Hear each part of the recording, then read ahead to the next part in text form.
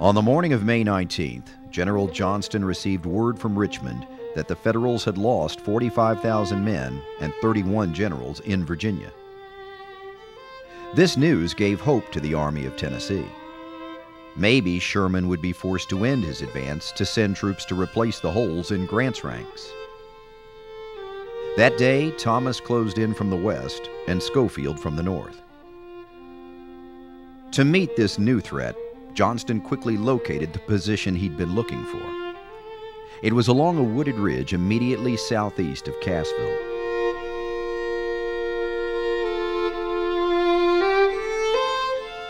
Before nightfall, guns on both sides were banging at each other.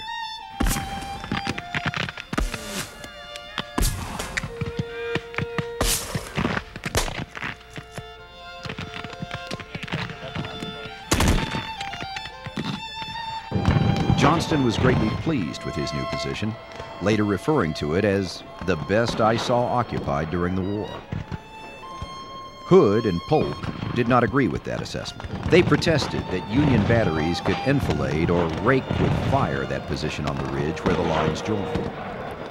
Johnston therefore retired during the night of May 20th to Allatoona Pass.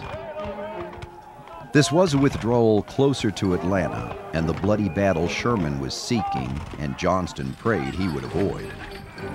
But this was not the ground where Sherman wanted to fight. The red-headed commander from Ohio wanted to make a run around the south end of the Confederate line.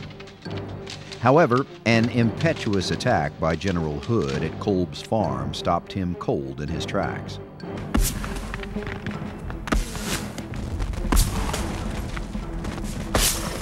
Now, for the first time during the campaign, he had to fight.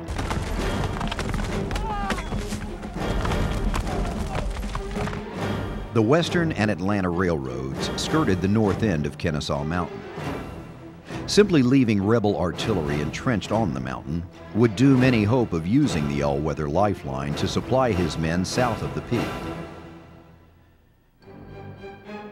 Having left the railroad once in Kingston, he felt that leaving it now would spell disaster for his army, which now totaled over 100,000 men. The Confederate position had to fall. John Schofield's Army of the Ohio held the southern end of the Union line, George Thomas's Army of the Cumberland the middle, and John McPherson's Army of the Tennessee the northern end, running west and north of Kennesaw Mountain. Facing them were Hood's rebels to the south, William Hardee in the center, and Polk's corps to the north. William Loring was now in charge after the untimely death of Bishop Polk a few days earlier. Sherman devised a simple plan that gave his field commanders great leeway in their choices for attack. Schofield and Hooker, at the southern end of the line, were to make a diversion to keep Hood in place.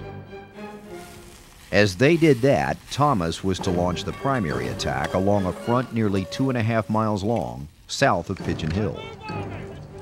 To the north, McPherson would make a diversion. But then, when the enemy was frozen in place, he would launch a secondary attack. With his men in position and the entire Union Army on the move in front of them, General Joseph E. Johnston could not reinforce the actual areas of attack. Sherman wanted to split two holes in the rebel line and drive to the Western and Atlantic Railroad head in downtown Marietta. To accomplish this, 15th Corps Commander John Blackjack Logan from Illinois attacked a salient in the rebel line between Little Kennesaw Mountain and Pigeon Hill. To the south, Generals George Thomas and Oliver Howard personally rode out to the front and selected a salient in the line that appeared to be misplaced. The line they formed was far enough back on the hill that a dead area beneath the Confederates might offer the attackers brief relief from the hail of lead they would surely face. Also, this was the location where the two opposing lines were closest. On the morning of the 27th, the Union artillerymen began a bombardment that could be heard 20 miles away in Atlanta. For 15 minutes, across parts of the 8-mile front, Union cannoneers lobbed shells at Confederate positions. The barrage was designed to soften up rebel defenses, but it did more harm than good. It forewarned the defenders of the impending attack. The Union plans almost immediately went awry. The Army of the Cumberland did not start until an hour after schedule. The assault on Pigeon Hill ran into unexpected barriers in the rough, wooded terrain. At 8:15, the cannons fell silent and were quickly replaced by the staccato bursts of gunfire as Logan's men moved forward. Nearly 5,500 infantry poured into a small area to battle the entrenched rebels. Noyes Creek, which runs north to south, just west of Mountain Road, provided the first physical barrier for Joseph A.J. Lightbourne's Union infantry. Behind the creek sat the 63rd Georgia Regiment, along with other groups on the skirmish line. Instead of withdrawing when others moved back, the recently transferred 63rd stayed on the line. 6 regiments of Federals poured out of the forest and over the line held by the Georgians. Ordered to reinforce the skirmish line, rebel reserves rushed forward as support. The battle gave way to a manic hand-to-hand fight that routed the Georgia Regiment. The Confederates headed for the rear, followed closely by the boys in blue. A punishing Confederate crossfire halted the Federals, and the commander ordered retreat. He left behind 40% of the starting force. Just to the north, a second group of Union soldiers under Giles Smith tried to advance across Old Mountain Road. The heavy woods, large rocks, and a stone palisade at the top of Pigeon Hill doomed this assault. Even further north, the men of Colonel Charles C. Walcott overran the skirmish line but failed to take the main line in the heavily wooded gap between Little Kennesaw and Pigeon Hill. To the south of Pigeon Hill was land that gently sloped uphill from the Union positions. Johnson assigned 2 of his best commanders to defend the area. Both Benjamin Franklin Cheatham and Patrick Cleburne commanded men who were battle-tested and hardened to a fine edge. Supported by an intricate web of earthworks and entanglements, these veterans saw the hardest fighting of the day. To the west, Union Generals Jefferson C. Davis and John Newton formed behind Thomas's line.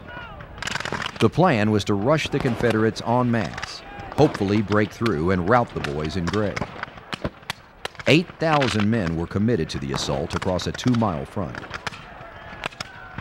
Leading the charge was Daniel McCook, an Ohioan, most noted for sharing a law office with his commanding officer, William Tecumseh Sherman.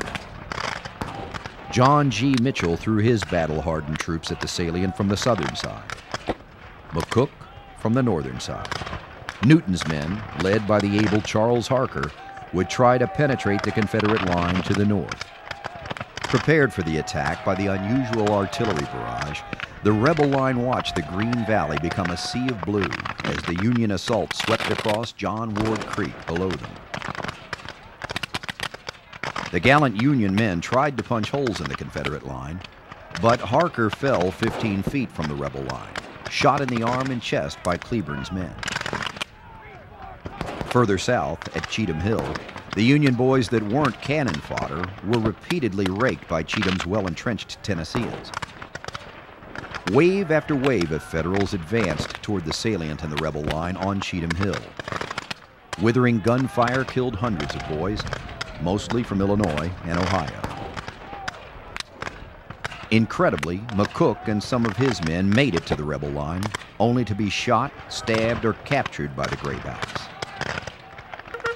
Just to the north of Cheatham Hill, the woods caught on fire. Wounded Union soldiers, left during the hasty retreat, screamed as they burned to death in the blaze. A colonel from Arkansas stepped on top of the entrenchments with a white flag and called to the opposing force, "Come and get your men, for they are burning to death." Rifleless Federals approached and began to remove the bodies, aided by men in gray. The two forces that had been killing each other less than 15 minutes earlier now were working together to save the lives of fallen men. The next day, the Union commanders presented the Confederate colonel with a matching pair of ivory-handled Colt .45 pistols. As night fell, the battle ended. Unable to pierce the Confederate lines, what remained of the Union attackers withdrew to safer territory. In an hour and a half, the Federals lost more than 1,000 men. The Confederates one-third that total. McCook was returned to the field hospital, badly wounded. He died shortly after his promotion to general, a few days later. Johnston decided he could not withstand another attack and withdrew on the evening of July 2nd to another defensive position on the road to Atlanta. Johnston may have found a new position to defend the city, but he soon learned that he would not be able to defend his command from the wrath of the Confederate president. On both the Eastern Front and the Western Front, the war ground on.